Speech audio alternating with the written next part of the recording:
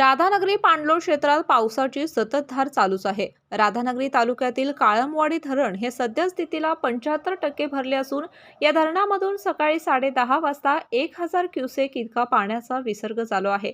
आज संध्याकाळी पुन्हा 1000 क्युसेकने हा विसर्ग वाढवला जाणार असून आजूबाजूच्या गावातील नागरिकांना सतर्क राहण्याचे आवाहन प्रशासनाने केले आहे।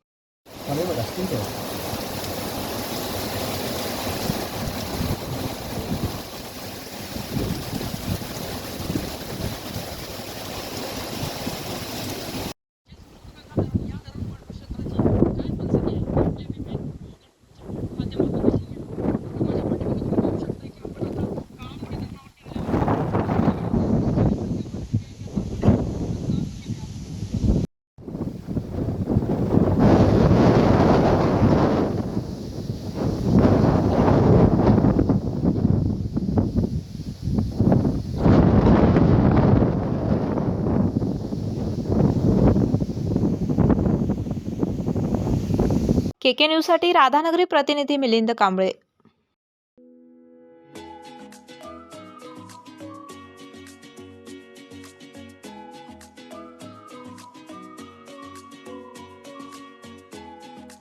अशाच नवनवीन अपडेट पाहण्यासाठी आमच्या केके न्यूज चॅनेलला सबस्क्राईब करा।